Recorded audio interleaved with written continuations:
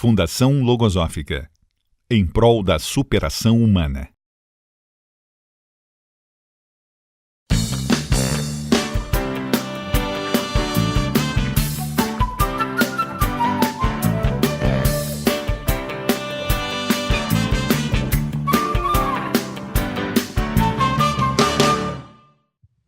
Todos os dias, quando nós abrimos os olhos e despertamos do merecido sono dos justos,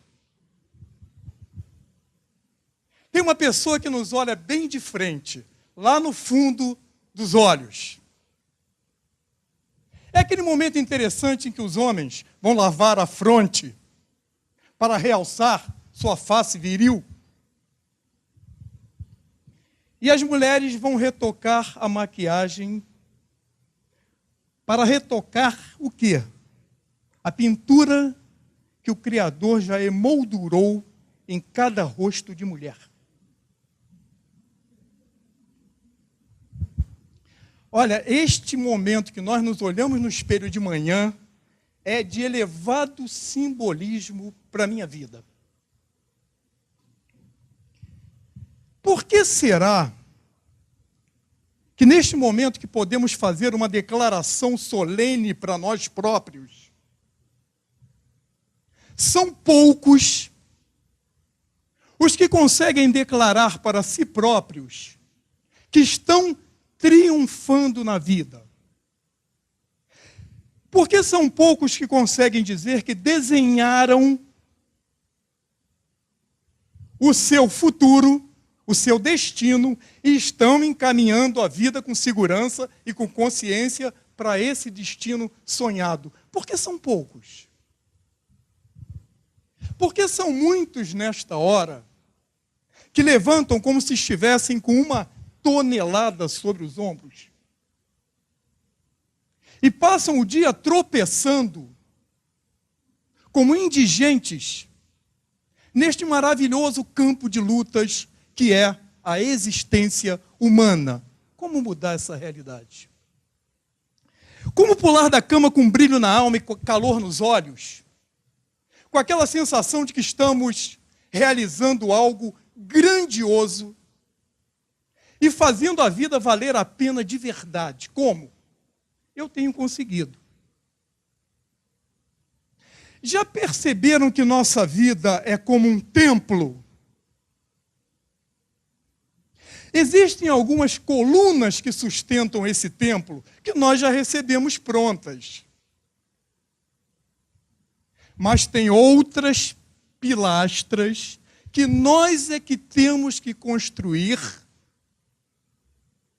e que não podem faltar na vida de uma pessoa que quer alcançar o topo de uma existência esplendorosa e fascinante.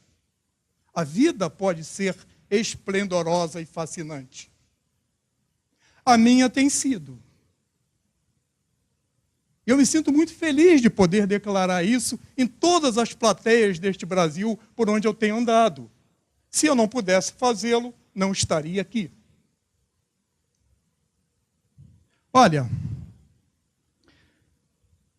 existe uma causa raiz para nós estarmos respirando aqui nesta bola azul girando no espaço. Qual é o motivo central de nós termos vindo ao mundo que no momento que nós passamos a conhecer, mudam absolutamente a forma de nós olharmos a nós próprios, a vida e o universo? Meus queridos palestrantes, eu acho que eu estou com um problema aqui. Eu esqueci o título da palestra. Porque eu estou falando coisas que eu acho que não tem muito a ver com o tema de hoje. Ou será que tem? Então, cabem mais duas perguntas. Em que proporção o nosso êxito na vida profissional, em que medida vamos nos transformar em profissionais felizes no trabalho e de alta performance? Em que proporção para isso nós vamos ter que responder essas perguntas que foram feitas?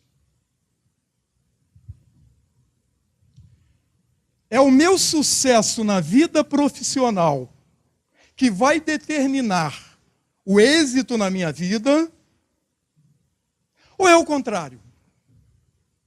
É na proporção que o Jarbas vai se construindo como ser humano que vai acontecer o sucesso na minha profissão.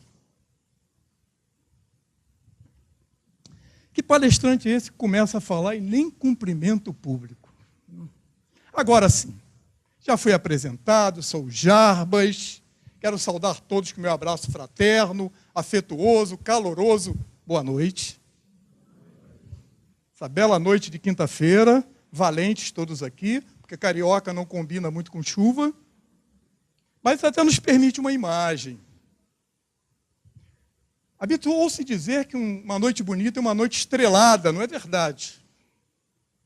A chuva também é bela. Cada gota simboliza um conhecimento superior que nós vamos adquirindo ao calor, ao sabor da vida. São esses conhecimentos que vão abastecendo os mananciais da nossa consciência, para que nós possamos cumprir as duas finalidades. Se saírem pensando daqui hoje, isso já valeu muito. As duas finalidades da vida. Nos aperfeiçoamos, caminhamos para um processo de aperfeiçoamento e nos tornamos, que o mundo está precisando, servidores da humanidade. Esta é a Fundação Logosófica em prol da superação humana. Todos nós, estudantes de logosofia, fazemos quase tudo que as pessoas fazem. Pratico esporte, tenho família, filhos, viajo, me divirto, tudo. Minha profissão, mas tem uma diferença. Nós elegemos a evolução como causa central, motivo central maior da nossa vida. Quando isso acontece, todos os setores da nossa vida, trabalho, família, tudo, se integra. Quando não temos uma razão central, que é a evolução, todas as nossas conquistas vão se perdendo. Por isso as pessoas parecem que realizam, têm conquistas, mas fica sempre aquela sensação de vazio interior, que está faltando algo que elas não sabem explicar. Por quê? Porque é uma ordem interna dizendo, evolua. A evolução que ajuda a dar título à palestra de hoje. Evolua, vá em frente. Olha,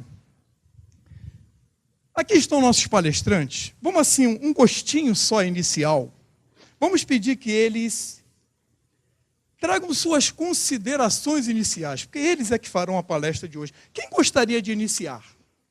Daniel, por favor. Boa noite a todos. Realmente, hoje é um dia muito feliz, porque eu estou vendo aqui muitos rostos familiares e muita gente que eu sempre tive vontade de ver aqui, eu estou vendo aqui hoje. Queria começar perguntando para vocês se vocês já pararam alguma vez para fazer uma conta de quantas horas nós vamos ter que passar trabalhando na nossa vida. Já pararam para fazer essa conta? Pois eu parei e fiz essa conta. Vamos imaginar o seguinte, você pega no trabalho às 9 horas da manhã, então você provavelmente acorda às 7. Você trabalha até às 6, então você volta para casa por volta de 7h30, 8. Isso dá 12 a 13 horas por dia.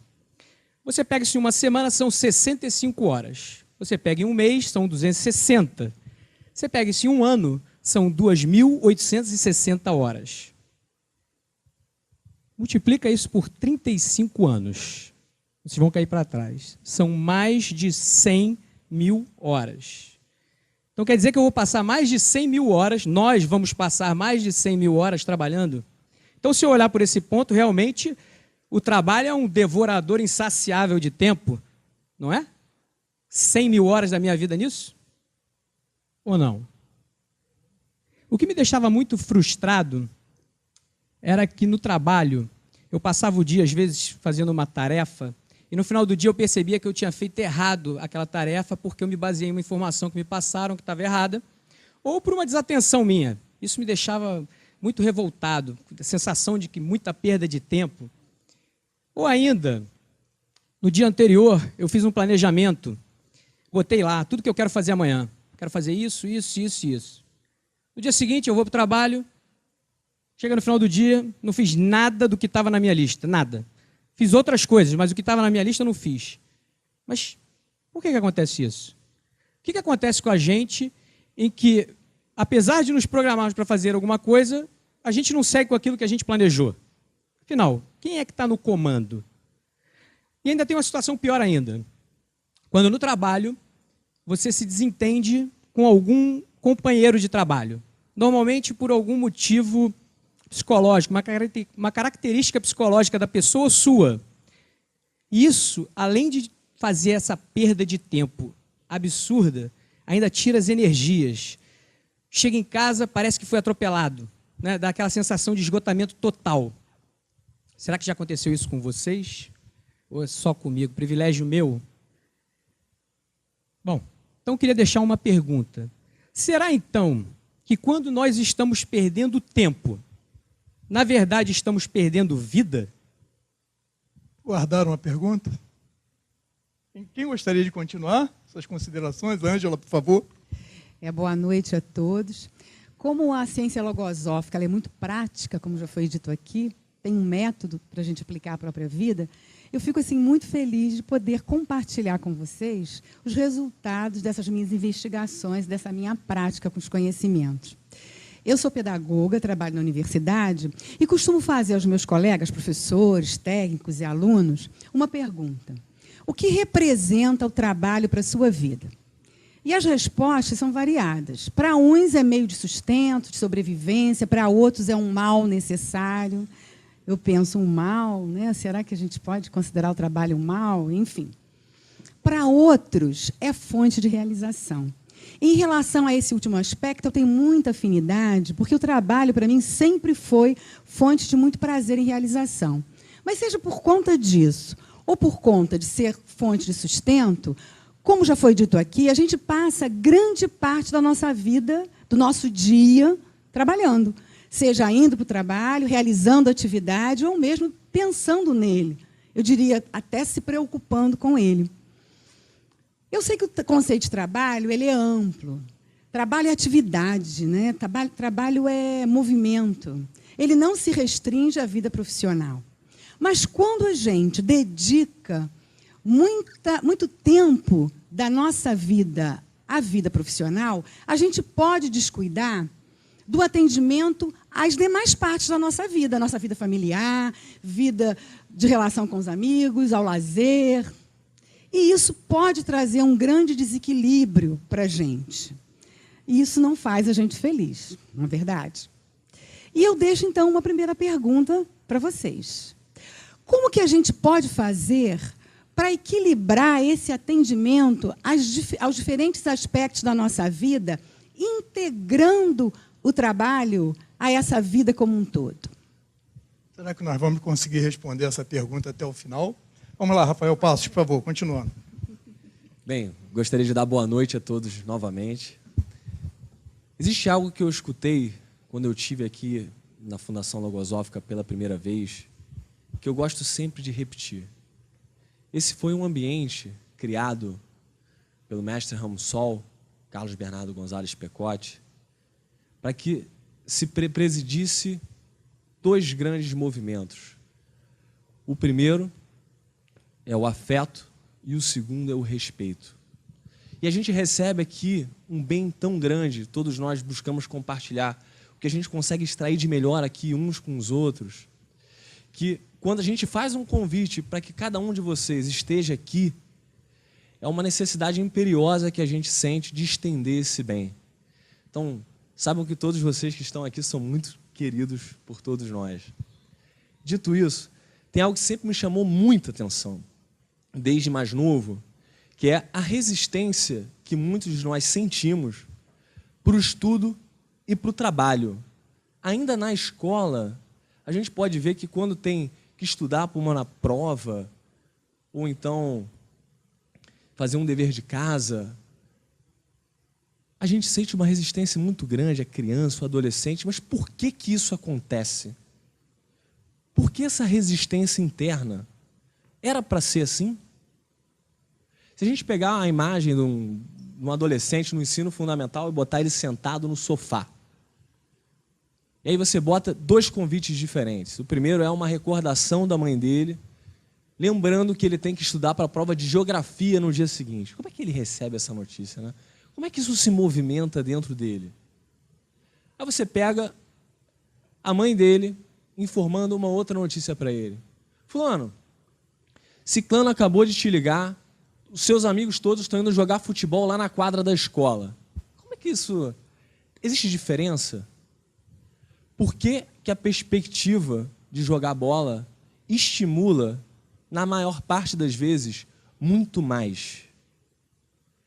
O Pádua mencionou na abertura que tudo passa pela renovação de conceitos. A logosofia criou um método logosófico. E esse método ensina a gente a encontrar dentro de si mesmo essas resistências e, mediante a renovação do entendimento, a cambiar. Então, a gente pode passar a sentir um estímulo grande, como o Jarbas falou, brilho nos olhos, calor na alma, pelas coisas importantes da vida. Como que a gente faz isso? Eu vou trazer aqui um pouco, já, de como é que eu pude enfrentar isso dentro de mim mesmo e conseguir cambiar algumas coisas para ter um estímulo mais propício para a vida. Bem prática por aí, né? Esta palestra é em comemoração ao aniversário da nossa filial. A logosofia, já foi dito, existem diversos países do mundo, diversas cidades brasileiras. E a mídia deu uma ampla cobertura a esta palestra. Nós estivemos sendo entrevistados. E é interessante que todos os entrevistadores, sem exceção, entravam nessa questão. Mas, afinal de contas, o trabalho é uma fonte de tanto sofrimento. Como é que eu vou conciliar vida pessoal, vida profissional? Isso parece uma coisa tão inatingível. Olha, de fato, o trabalho no passado foi considerado castigo dos deuses. A própria palavra, a maioria aqui já sabe, tripalium, já vem de uma deturpação. O que é tripalium? Um instrumento de tortura. O próprio nome trabalho já vem de uma concepção errônea. O que acontece é que parece, quando as pessoas entram num trabalho, que elas estão entrando numa penitenciária. Vão cumprir uma pena, por isso querem tanto a aposentadoria, que cada vez está mais distante, como o final da pena. O final de semana e as férias é um indulto temporário. É uma prisão semiaberta, né? Na prisão, as pessoas dormem na prisão e trabalham durante o dia. Trabalho ao contrário, a gente fica preso durante o dia e vai dormir em casa, né? Não pode continuar sendo assim. Nós precisamos tanto de trabalhar quanto precisamos de amar. Trabalhar apenas por dinheiro é olhar no final do mês o salário como uma indenização pelas horas de infelicidade vividas no trabalho. Olha, o trabalho é mais ou menos... Trabalhar por dinheiro é como estar diante de um grande banquete. Tem alguém com fome aqui? Vai ter um lanche depois. É como estar diante de um grande banquete e comer apenas para matar a fome, desprezando toda a alegria que as iguarias podem nos proporcionar. A academia de ginástica está para os meus músculos, assim como o trabalho está para a minha inteligência, para a minha integridade, para a construção do Jarbas, para o meu aperfeiçoamento em tudo em mim que pode ser aperfeiçoado. A academia é aquele ateliê de escultura, é a oficina de escultura onde eu aperfeiçoo esse ser que começou incompleto. Viemos ao mundo incompletos e sem manual.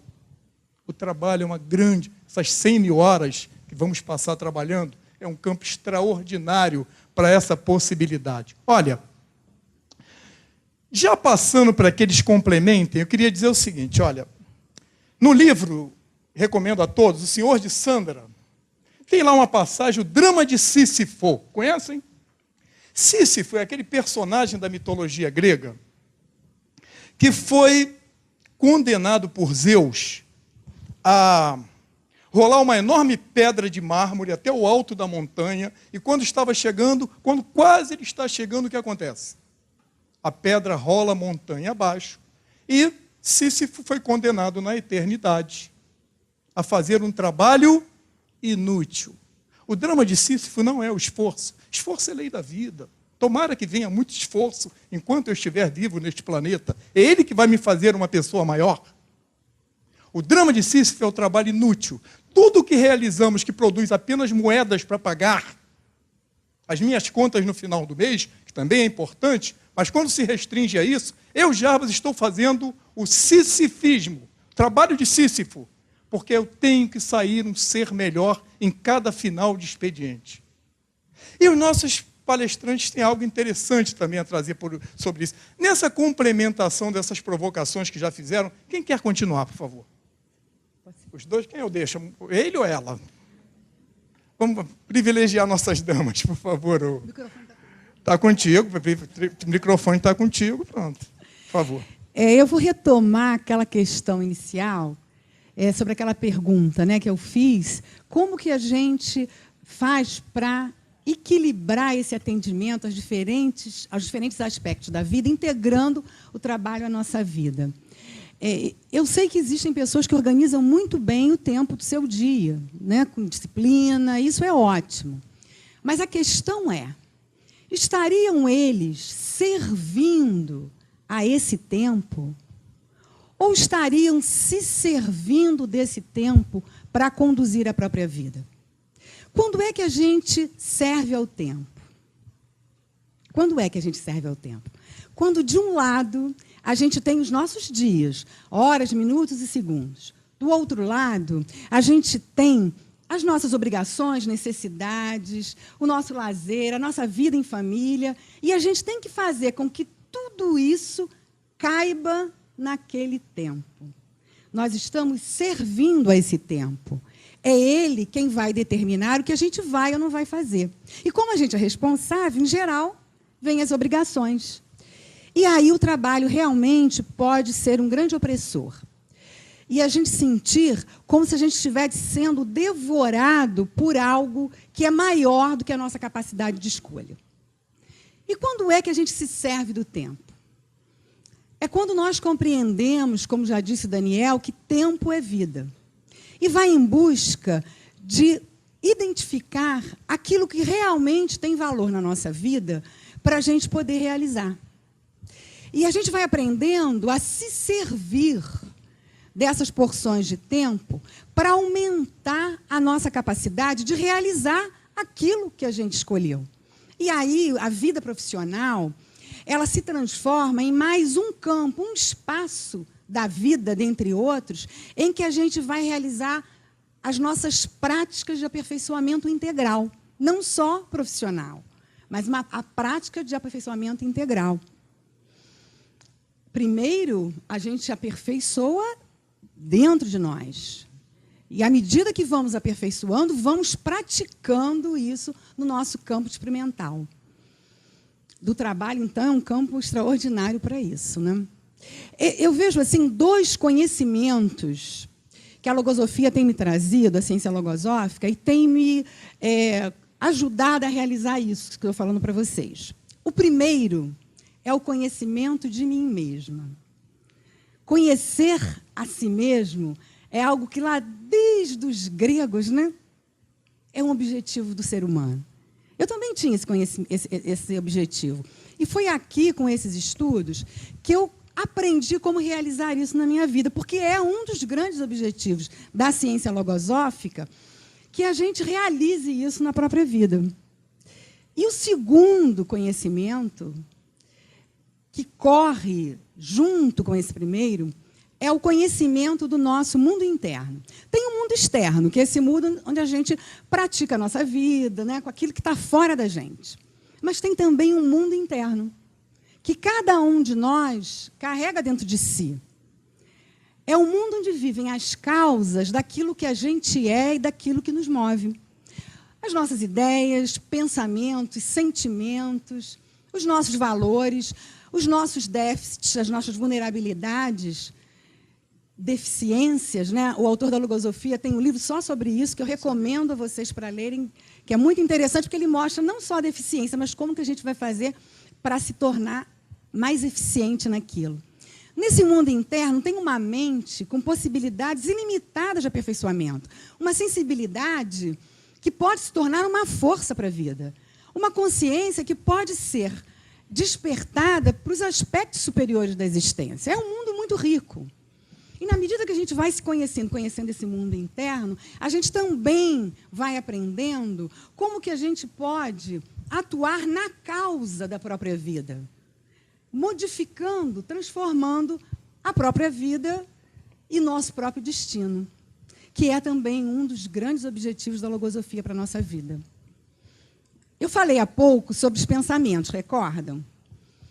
Muito se fala nos pensamentos hoje em dia. Pensamento positivo, negativo, a força dos pensamentos. Mas como fazer para conhecer esses pensamentos que a gente tem na nossa mente? Para exercer esse domínio sobre essa nossa mente?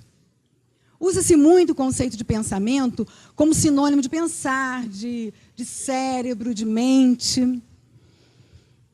Mas, na verdade, a ciência logosófica ela tem um conceito muito interessante. Pensamento é entidade viva, é força viva, que atua na mente da gente, muitas vezes independente da nossa vontade. Ele tem autonomia. E pode passar de uma mente para outra. E isso é muito fácil da gente comprovar no nosso dia a dia. Quer ver um exemplo? Sabem aquelas reuniões de trabalho que muito se discute, um interrompe o outro e pouco se avança nos objetivos? Aí a gente se diz, eu estou perdendo muita energia, estou me estressando muito, na próxima reunião eu não vou mais fazer o que eu fazia, eu vou ser mais sereno, dar as minhas compreensões com mais tranquilidade, vou ouvir o outro e vou lá para a minha reunião. Chegando lá, começam as discussões, um fala, um briga com o outro, o que acontece? Atua na nossa mente um pensamento impulsivo e, quando nós vamos nos observar, já estamos fazendo aquilo que dissemos a nós mesmos que não íamos fazer. Estamos brigando, não é? E eu pergunto, o que será que atuou? Foi a nossa vontade ou a vontade dos nossos pensamentos? Pode parecer que é a mesma coisa, mas não é. É um exemplo muito pequeno, mas que tem uma grande transcendência para a vida, porque a vontade ela é uma força que está dentro da gente, e a gente precisa dela para realizar propósito em todos os aspectos da vida, não só na vida profissional, mas em todos os aspectos. E há pensamentos que estimulam muito a nossa inteligência, a nossa sensibilidade e colaboram com a nossa vontade própria. Outros, ao contrário, eles exercem uma força muito negativa na mente e dificultam a ação dessa vontade própria. Eu tenho convivido, tenho observado os pensamentos de pessimismo, de temor, intolerância, impaciência, queixa, como esse tipo de pensamento. E eles têm estado muito presentes nas mentes dos profissionais que trabalham na instituição em que eu atuo, que está sofrendo muita dificuldade, até ameaçada da sua própria sobrevivência, e a cada dia de trabalho, aqueles profissionais trazem esses pensamentos para o ambiente. Eu tenho me valido muito do conhecimento dos pensamentos para neutralizar a ação desses pensamentos em mim, procurando colocar na minha mente outros pensamentos que estimulem a minha vontade e me façam superar as minhas dificuldades, as dificuldades que se apresentam. Eu penso que, sem esse conhecimento desse método logosófico, seria muito complicado estabelecer essas defesas para a minha mente. Eu tenho aprendido a pensar melhor, a unir o meu pensar com o meu sentir para tomar as decisões com mais segurança e mais confiança. Mais segurança e mais confiança. Quem gostaria... Agora sim, o Rafael que havia pedido, por favor. Obrigado. Eu tive uma grande oportunidade. Quando eu ingressei na faculdade, paralelamente eu comecei a estudar logosofia aqui na Fundação. E eu pude botar em prática, como eu falei anteriormente sobre o método logosófico, uma das diretrizes centrais do método, que é vigiar a própria conduta. Que a logosofia ensina que é a maior oração que todos nós podemos fazer perante Deus. é a maior oração, é a ação que devemos fazer toda hora, a vigia da própria conduta. Então eu pude começar a ver a ação dessas forças psicológicas dentro de mim que a Ângela acabou de definir aqui, que são os pensamentos. E eu realmente observei a cada momento aquelas resistências que eu me relatei. Então, quando eu tinha uma prova, quando eu tinha uma atividade, eu começava a ver que resistência era aquela. E eu me fiz uma pergunta, que foi uma chave para poder realmente identificar o que estava dentro de mim. Se eu não for agora para a faculdade, se eu não for estudar para a prova, o que é que eu queria fazer? E com o que é que eu queria fazer em troca, eu pude começar a ver o que se desfilava pelos meus olhos mentais. E eu percebi que muitas vezes eu queria dormir um pouco mais. Eu percebi que muitas vezes eu queria ir para a praia. Muitas vezes eu queria ouvir um filme, uma televisão.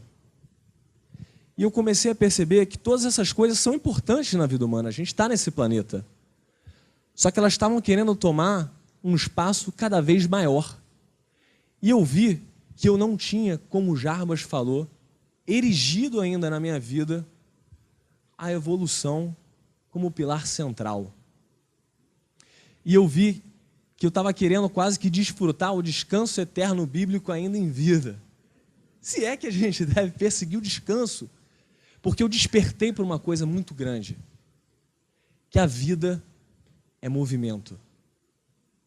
Não existe vida sem o bater do coração. Não existe vida sem o respirar incessante. Não existe vida frutífera sem o trabalho, trazendo tudo o que a gente pode levar para nós mesmos e para a humanidade como uma obra que a gente entrega em gratidão a tudo que a gente recebeu. E eu percebi que nessa imagem de só buscar isso, que muitos buscam, às vezes, ao querer ganhar na loteria ou ficar milionários, esse descanso, que eu estava sendo egoísta e que eu podia fazer mais. E a própria natureza ensina isso. A gente vê no crescer da árvore, os galhos se expandindo, as folhas crescendo, fruto vindo, tudo é movimento. A palavra atividade tem a vida dentro dela. A ti, vida, dê vida a ti. Todos nós podemos fazer isso. Então eu me deparei também com a minha ingratidão. Muitas das coisas que eu me deparo hoje, luz elétrica, ar-condicionado, água quente encanada, essa é boa, né? Às vezes faz falta pra caramba. Televisão, livro, tudo isso foi fruto de muitas pessoas que trabalharam ao longo do tempo para deixar esse legado para a humanidade. E eu, o que eu queria fazer? Eu queria só usufruir ou eu queria também colaborar? Essa palavra é uma palavra que a gente busca gravar bem forte dentro da gente, como o Jarbas falou. Colaboração, servir. Mas será que o trabalho ele só se aplica numa área da vida? A Ângela trouxe sobre o equilíbrio das vidas que a gente deve ter. Existe uma vida muito especial, que também já foi falado aqui, que é a vida interna. É a vida que todos nós temos aqui dentro, onde habitam os pensamentos, os sentimentos, as aspirações. E aqui na Fundação a gente consegue essas ferramentas, esses conhecimentos, para erigir essa nova individualidade. Esse é um dos grandes trabalhos que a gente veio realizar aqui nesse plano. Eu vou trazer, já, algumas experiências que eu tive no próprio ambiente profissional, em que eu pude não sair com trabalho de Sísifo. Claro, sisifismo não. Mas, enfim, com algumas nobres atitudes para colaborar aqui na minha individualidade. É bom ouvir os jovens falando assim, né? Já passando para mais um jovem, o Daniel, só fazer uma saudação especial a todos que estão nos assistindo via web. Esta palestra está sendo transmitida para o mundo neste momento. Saudação a todos que nos assistem. Obrigado, Jarbas. Bom, além de empresário, estudante de logosofia, pai de 3 jovens maravilhosos que inclusive estão aqui, Juliana tem 19 anos, Patrick tem 16, Felipe tem 14, eu sou também ex-aluno aqui do Colégio Logosófico. Não sei se vocês sabem, vocês estão num prédio que é onde funciona o Colégio Logosófico. E uma maneira que eu encontrei de retribuir um pouquinho de tudo que eu tenho conquistado aqui na Logosofia foi de colaborar voluntariamente, dando aula aqui no colégio, de uma disciplina que chama AP, Aprendendo a Pensar. Podem procurar em outras escolas para ver se vocês vão encontrar essa disciplina, AP. Não tem.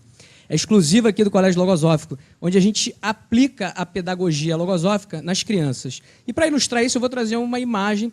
Eu dou aula para as crianças do 4º ano, que têm entre 9 e 10 anos.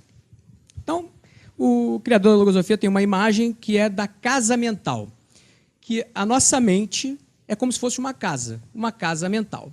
Então, eu chego para as crianças e pergunto, vem cá, você mora em casa, mora em apartamento? Não, eu moro em casa, moro em apartamento. Tá. Na sua casa, você pode entrar qualquer pessoa lá? É só chegar e entrar? Não, na minha casa não. Como é que funciona lá? Não, na minha casa tem um porteiro. Ah, tem porteiro lá no seu prédio? Tem. Se chegar um rapaz lá para entregar pizza agora, ele pode chegar e subir na sua casa? Não, de jeito nenhum. Não, tem que chegar na portaria, perguntar lá, interfonar para a minha casa, para poder... Pois é. Isso é exatamente o que tem que acontecer na nossa mente. A nossa mente é essa casa, só que a gente deixa a nossa casa de porta aberta. E aí, na porta aberta, entra qualquer pensamento. E, normalmente, os que mais entram são os pensamentos negativos. E aí você vai ficar pensando assim, pô, peraí, crianças de 9, 10 anos estão entendendo isso que você está falando? Fala sério. Aí, tempo atrás, eu estava aqui no Rio Sul, aí chega uma pessoa, Daniel, eu queria falar com você. Falei, pô, não, então eu sou mãe de fulano, lá do colégio. Ah, pô, legal, gosto muito do seu filho. Não, eu queria te contar uma coisa que aconteceu. Fala. Seguinte, meu filho sempre quis dormir na casa dos amigos, mas nunca conseguiu. Toda vez que ele vai para a casa do amigo, quando chega na hora à noite, ele me liga com medo e me pede para ir lá buscá-lo. Eu falei, poxa, e aí? Aí, sabe o que aconteceu? Isso foi num sábado. Ontem, ele foi novamente para a casa de um amigo. E, de repente, à noite, ele me ligou. Eu falei, te ligou? Pois é. Aí, quando ele me ligou, eu perguntei, meu filho, tudo bem? O que houve? Você quer que eu vá te buscar? Aí, para minha surpresa, ele falou, não, mãe, não precisa vir me buscar hoje, não. Hoje a minha casa está com um porteiro. Então, vocês imaginam o que esse conhecimento é capaz de fazer? Se na mente de uma criança ele faz isso, o que ele pode fazer na nossa mente? Como eu falei, eu dou aula para crianças do 4º ano. Eu pego a turma no início do ano, eu dou aula há 7 anos, tá? Aqui no colégio. Eu pego a turma no início do ano e eu levo até o final do ano. E é impressionante você ver como as crianças mudam em um ano. A turma que eu peguei no início do ano é uma, a que chega no final do ano é outra completamente diferente. Por que nas crianças existe essa aceleração da evolução? E é fácil de você perceber isso, porque você comprova isso com os seus filhos, com os seus netos, sobrinhos, filhos de amigo. É muito fácil ver como a criança evolui e como ela vai andando rápido, acelerando. Agora, vamos trazer isso para o adulto. A gente consegue ver essa mesma aceleração da evolução nos adultos que a gente conhece? Tem vezes que eu encontro com um amigo que eu não vejo há 10 anos, 20 anos. Quando eu converso com ele, parece que eu estou falando com o mesmo cara de 20 anos atrás. Não mudou nada, nada. Está falando dos mesmos assuntos, tudo segue a mesma coisa. Não tem alguma coisa errada? Não deveria haver uma evolução? A pessoa não tinha que estar acelerando essa evolução? Ou ela tem que ficar a mesma pessoa de 20 anos atrás? Por que a criança ela acelera dessa maneira? Porque a criança ela está cheia de entusiasmo, cheia de vontade de aprender. E o que a logosofia vem fazer? Ela vem redespertar essa vontade de aprender e de querer ser melhor. Como eu falei, eu tenho 3 filhos, o meu filho mais novo está no último ano aqui do colégio. E eu trago ele todos os dias aqui no colégio de manhã. Outro dia, saindo de casa, eu moro no Leme, aqui pertinho, entrei no carro, quando estava saindo, de repente estava um trânsito, assim, aquele muito trânsito. Na mesma hora, peguei meu telefone, abri o Waze. Todo mundo aqui conhece o Waze, aplicativo de GPS, né, que leva você de onde você está aonde você quer chegar de forma mais rápida. Coloquei o endereço do colégio, rapidamente ele mandou entrar numa rua, saí, pum, rapidinho eu cheguei aqui no colégio, passando ao largo daquele engarrafamento.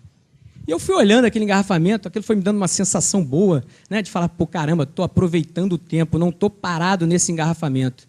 Normalmente, quando a gente fica parado no engarrafamento, dá aquela sensação de perda de tempo. E aí, normalmente, as pessoas ficam irritadas. Mas já pararam para pensar que, às vezes, a gente pode ficar parado em um engarrafamento mental? Engarrafamento mental. O que é um engarrafamento mental? Nossas preocupações, nossos temores, nosso egoísmo, nossa ingratidão, nossa impaciência, nossa intolerância. E esse engarrafamento, às vezes, pode ficar horas, dias, anos, e às vezes a vida inteira e você não sair do lugar. A logosofia é exatamente esse Waze, só que é um Waze mental, Waze interno. É um aplicativo que você aplica na sua vida e tira você do lugar que você está e leva para onde você quer chegar. Inclusive, igualzinho o Waze, ele está disponível gratuitamente e você pode baixar. Você entra lá na página da internet da Fundação, na logosofia.org, vai lá, baixa os livros todos, está tudo disponível, gratuito. É igualzinho. E ele tira você de onde você está e leva para onde você quer chegar. Agora a questão é, aonde você quer chegar? Essa que é a grande pergunta. Eu sei onde eu quero chegar. E eu tenho comprovado na minha vida que ele tem me levado lá, a ser uma pessoa melhor, mais consciente, mais grata, mais paciente, mais próxima de Deus, mais feliz. Então, mas espera aí, como é que a logosofia faz isso? Me explica aí. A logosofia tem um método. Como ela colocou, a Ângela tem um método que faz o seguinte, um processo de evolução consciente. O que é isso? É um caminho para se conhecer a si mesmo. Através desse caminho, eu começo a conhecer tudo que está dentro de mim, meus pensamentos, meus sentimentos, e ao conhecer esses pensamentos que atuam dentro da minha mente, eu começo a conhecer os pensamentos que atuam na mente dos outros, porque são os mesmos pensamentos. E aí, trazendo de volta para o trabalho, como isso muda a minha realidade do trabalho? Porque eu sou capaz de mudar completamente o meu ambiente mental e, por consequência, eu consigo mudar o ambiente da onde eu estou. Eu consigo ver o pensamento se manifestando no outro, e aí, a partir daí, eu sei como agir, porque eu não estou mais agindo com o Rafael, e sim com o pensamento que está por trás da atitude do Rafael. Então, só isso já é um benefício enorme para essas 100 mil horas que a gente vai passar trabalhando, de tornar isso um campo experimental em que a gente possa aplicar dia a dia esses conhecimentos. É uma maravilha. É por isso, Daniel, os objetivos da logosofia quais são? Conhecimento de nós próprios, a evolução consciente, conhecimento do mundo mental, das leis universais que estão regendo todos nós, elas estão regendo todos nós aqui agora, a edificação de uma nova vida, de um destino melhor. Às vezes, os mais jovens, nas universidades temos falado muito isso, às vezes os mais jovens olham e dizem assim, olha, Jarrabari, você é uma pessoa bem-sucedida, nasceu em berço de ouro, está aqui vendendo essas imagens. Olha, eu sou um carioca, filho de pais do interior, semi-alfabetizados. Meu pai se entregou ao alcoolismo muito cedo. Eu, com 12 anos de idade, já tive que ser pai do meu pai. Passei enormes dificuldades. Comecei a trabalhar de 13 para 14 anos. Mas uma coisa me regeu. Olha, fortuna, riqueza, superação, êxito, sucesso, sabedoria. Só tem um lugar no mundo onde essas conquistas vêm antes do trabalho. Qual é esse local? No dicionário. Porque na vida é diferente. E mesmo assim, até no dicionário, triunfo, verdade, vitória, vem depois do trabalho. É mais ou menos aquela concepção, quase todos conhecem, aqueles 3 operários que estavam mexendo com cimento e tijolos, todos conhecem, né? Perguntou o primeiro, o que ele respondeu? O que você está fazendo? Não está vendo? Eu estou assentando tijolos porque eu preciso levar dinheiro para casa. Perguntou o segundo, o que ele falou? Eu estou levantando uma grande parede. E o terceiro? Eu saí de casa e falei para os meus filhos que eu estou aqui construindo um colégio. Qual era o significado que essa pessoa dava ao seu trabalho? A história termina aí com essa mensagem. Eu, abusado, escrevi um artigo convidando mais 3 operários. O que o quarto diria, que não faz parte da história, mas agora passou a fazer, o quarto diria o seguinte: eu me sinto um professor. Ao estar construindo um colégio, eu estou colaborando com a educação do meu país, porque eu quero um mundo melhor. Como é que vocês estão encarando o trabalho de vocês? O que o quinto diria? Ao assentar tijolos e mexer com cimento, eu construo um colégio e estou colaborando com o pensamento de Deus, que quer a evolução. Aqui, as pessoas vão combater o maior mal da humanidade, que é a ignorância. E aqui vão nascer novos seres, mais dignos e conscientes de sua grande missão neste planeta. Como encaramos nosso trabalho? E o que o sexto diria? Eu estou construindo o meu futuro, porque todos nós vamos voltar um dia a este planeta. E que planeta nós queremos encontrar? Estamos construindo agora. Ninguém vai terminar num túmulo.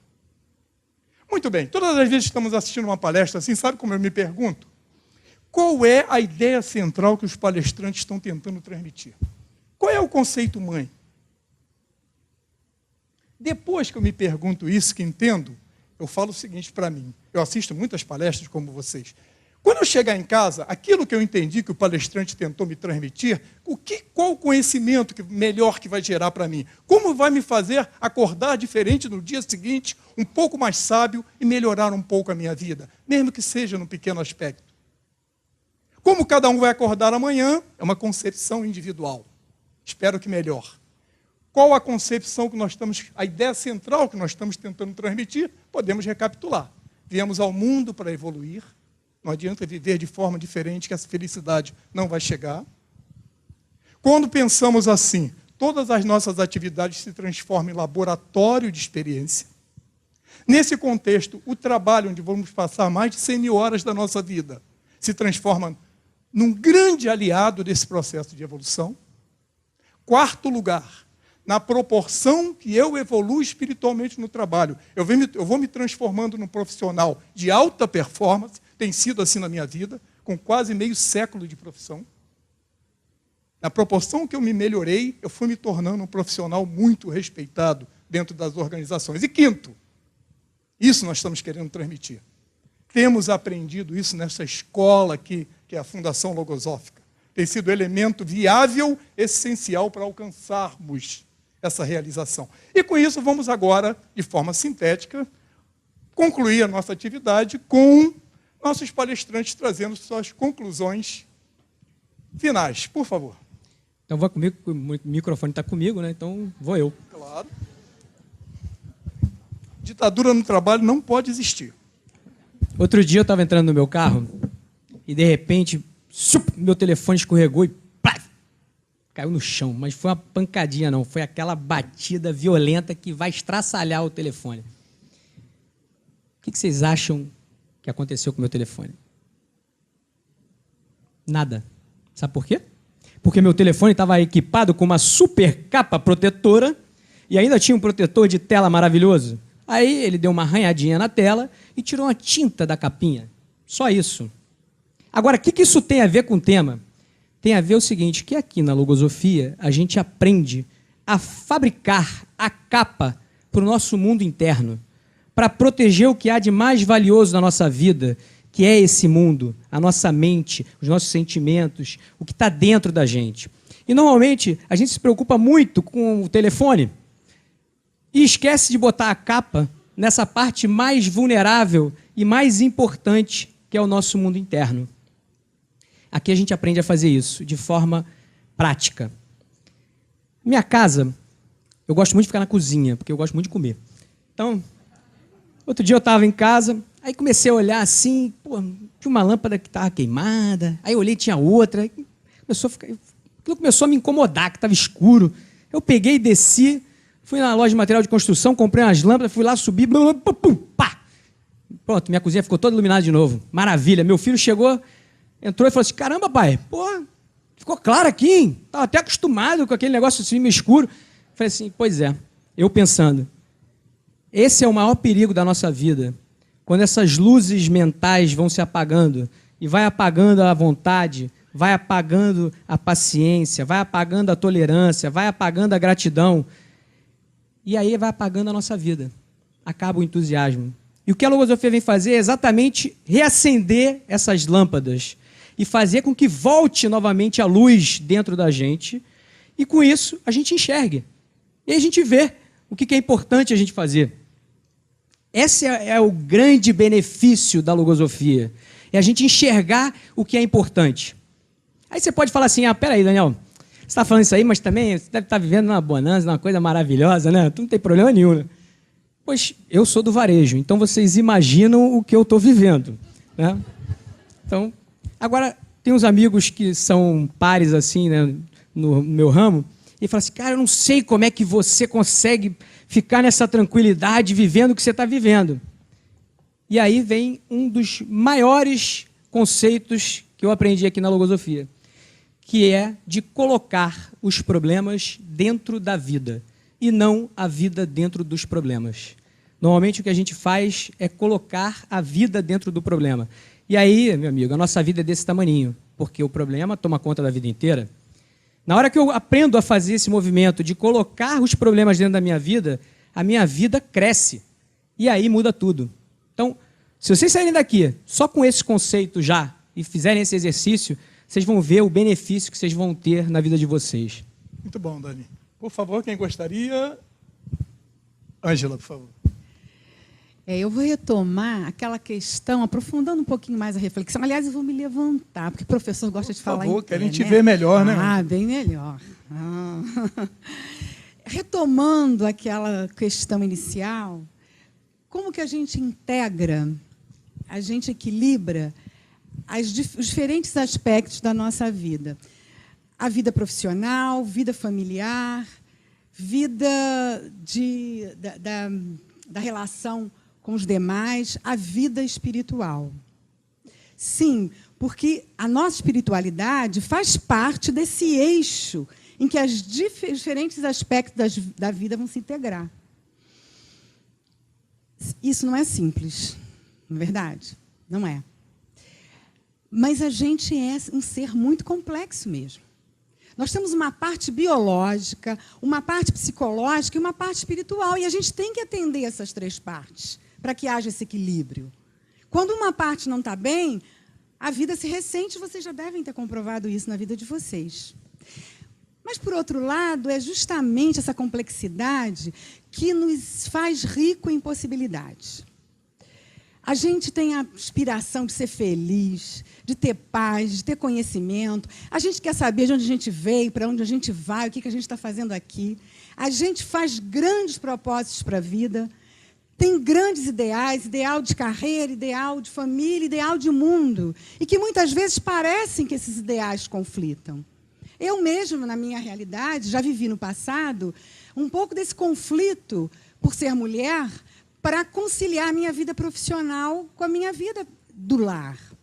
E eu sei que, sem um conhecimento específico da vida, fica muito difícil a gente integrar tudo isso e transformar num projeto de vida. Mas o que a gente quer para a vida, né, Daniel? Daniel falou da vida. O que a gente quer para a nossa vida? Eu venho aprendendo a ampliar essa vida. Como o Daniel falou, quanto maior a vida, mais coisa cabe nela. E eu descobri também que existe a possibilidade da gente formar um ideal superior que integre todos esses ideais, aspirações, transformando a vida na realização de um projeto, de um grande projeto de aperfeiçoamento integral. E aí o conceito de trabalho, aplicado de uma forma mais ampla, né, como atividade, ele vai servir, na verdade, a esse projeto de vida, que eu diria que é um projeto para a existência, porque a existência é mais que a vida, né? E conforme a gente vai se movimentando, realizando esse movimento que promove o esforço que a gente faz para ser melhor, a gente vai se integrando e conhecendo o projeto de vida universal. E eu deixo uma pergunta para vocês levarem para refletir com vocês. Será que, se a gente olhar profundamente para dentro de si, a gente não vai descobrir que a grande aspiração da gente é conhecer e se integrar nesse grande projeto da criação? Será, Jarbas? Bela pergunta. Para conclusão, por favor, Rafael. Bem, esse trabalho interno que eu mencionei da última vez, essa nova individualidade, ela pode ser vista em outra imagem da mitologia grega. Parece que os gregos antigos conheciam algumas coisas, né? É a imagem de Hércules, dos 12 trabalhos de Hércules. Não são trabalhos fáceis. Eles são hercúleos, difíceis. Mas esses trabalhos são justamente esse esforço que a gente faz, que a Ângela acabou de mencionar, para realizar dentro de si as virtudes. Eu tenho 2 exemplos para trazer de experiências profissionais em que eu pude cultivar, que eu tive uma grande oportunidade de cultivar essas virtudes. A primeira é a paciência. A paciência, ela traz para o ser humano justamente a inteligência do tempo. Ela ensina para a gente que cada coisa tem o seu tempo para culminar. Não dá nem para acelerar e nem para postergar. Por exemplo, um pintinho demora 21 dias para nascer. Não adianta esperar que ele nasça em 10, e não adianta esperar que ele nasça em um mês. 21 dias. Então, eu ingressei na empresa que eu trabalho hoje, e ela tinha uma estrutura, e a gente começou com um planejamento para levá-la para outro nível dentro da área que eu estava, né? Uma área de e-commerce, como o Pada falou, que eu gosto de ser conhecido. E aí, né, cheio de entusiasmo, como todo jovem, vamos fazer, vamos acontecer. E fui lá e a gente criou um novo processo. Tinha uma reunião importantíssima para isso. A gente foi lá e fez a reunião. O que aconteceu? Foi um fiasco completo a reunião. 2 horas, nada resolvido, aquela bagunça. E eu tive uma grande oportunidade de transformar esse erro num princípio de acerto e de cultivar a paciência. E aí eu fui realmente tentando estimular os demais. Oh, não, vai ser, vamos lá, vamos continuar, daqui a pouco vai sair. E eu pude experimentar um conhecimento logosófico que tem em outro livro, que é Introdução ao Conhecimento Logosófico, uma conferência chamada Realidade da Vida Mental, e que a gente vê que os pensamentos, para culminarem, eles devem ser cultivados. Ou seja, uma conduta que flui de um pensamento deve ser cultivado. As condutas humanas, elas surgem muito mais de forma análoga à vida biológica do que mecânica. Não é um apertar de um botão. Exige todo dia ali botar energia, regar, botar os nutrientes. Então a gente foi fazendo isso nessa reunião. E gradualmente ela foi se transformando em uma reunião que hoje é muito importante, de gestão e acompanhamento de resultados e de planejamento futuro, de alinhamento entre todos os que trabalham no setor. E várias vezes a gente ri daquela experiência que a gente teve lá atrás. E hoje ela já não está como a gente quer, porque a gente já vê para frente de novo. Mas a paciência, enfim, nessa eu aprendi muito ali e vi que realmente essa impaciência do jovem, a gente acha que vai mudar o mundo, mas é preciso tempo e esforço. E o segundo é a tolerância. Não é possível a gente fazer nenhum projeto de magnitude maior se não for mediante a colaboração de vários seres nessa mesma ideia. A tolerância é como se fosse uma mola que permite que a gente ajuste a nossa conduta e aceite uma variação na conduta dos demais na busca desse grande ideal em conjunto. E o que eu pude ver foi uma experiência recente que a gente teve, a gente mudou a forma que a gente fazia a carga de preços no site. Juntou um conjunto de pessoas, a forma antiga causava uma série de problemas, e quando a gente mudou, o que aconteceu? Problema de novo. Gritaria de tudo que é lado, vocês não viram isso? Geralmente, o pessoal que estava ali na operação, então, veio com um entusiasmo grande, falar com todo mundo. Mas o que foi interessante ali é cultivar a tolerância e mostrar que eles deveriam cultivar a tolerância também. Porque a tolerância leva a gente a ouvir os demais. E se a gente não ouve, a gente perde uma grande oportunidade de aprender. Hércules, ele simboliza também a dupla natureza do ser humano. A gente tem uma parte material e tem uma outra parte espiritual. Essa parte espiritual, ela justamente é condensada na nossa vida pelas virtudes. Não é algo de outro mundo. Essas virtudes se tornam uma manifestação vivente. Essa natureza espiritual punjando para se manifestar. E ela se manifesta no silêncio de suas obras. Ou seja, a natureza espiritual, que muitas vezes é algo intangível, ela se manifesta no trabalho que todos nós devemos fazer como colaboração e gratidão a Deus e colaboração à humanidade. Experiência, né, Rafael? Olha, eu gosto muito de fazer frases, uma pena que esta não seja minha. Que ele falou. E esta que eu vou dizer também agora. A vida é experiência. Querer alcançar a sabedoria sem experiência é como chegar no restaurante, ler o cardápio e querer sentir o gosto da comida. Nossa vida é demarcada, todos já devem ter percebido isso, por acontecimentos significativos, alguns. São limiares, verdadeiros portais que atravessamos, que nos fazem olhar o mundo de forma diferente. Esses acontecimentos, às vezes, têm origem num livro que tomamos em nossas mãos, ou numa palestra como esta que vocês estão assistindo agora. Assim aconteceu comigo, assim aconteceu com todos nós quatro. Um dia eu estive sentado aí, aonde vocês estão agora. Ouvi reflexões semelhantes a estas. E tomei a decisão mais importante da minha vida. Eu me tornei um estudante de logosofia. Isso fez toda a diferença na minha formação, no ser que sou hoje. Entendam isso como um convite muito sincero que nós queremos fazer a todos vocês. Se aproximem mais da obra logosófica, ela existe no mundo para isso. Não se paga para estudar logosofia. É sem fins lucrativos, isso está em todo mundo.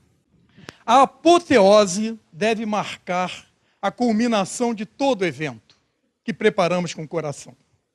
E aqui não vai ser diferente. A forma mais apoteótica que nós encontramos de terminar nosso trabalho de hoje é estendendo aqui simbolicamente a imagem da nossa gratidão. Quando nós viemos a este mundo, nós recebemos cotas em horas num banco universal. Crédito de horas. Hoje já vamos debitar 24 horas.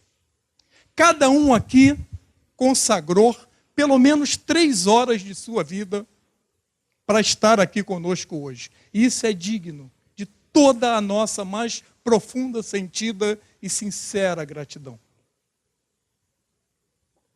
Sejam grandes.